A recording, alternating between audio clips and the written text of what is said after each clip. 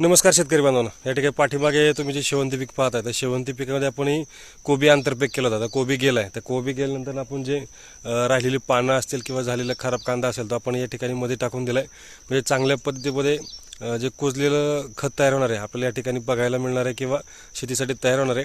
दुसरी गोष्ट, आपण या ठिकाणी पॉवर टिलर घातल्यानंतर ना या ठिकाणी आपल्याला चांगल्या पद्धतीने बेड तयार होतील आणि निश्चितच त्याचा फायदासुद्धा आपल्या शेवंती पिकाला होणार आहे.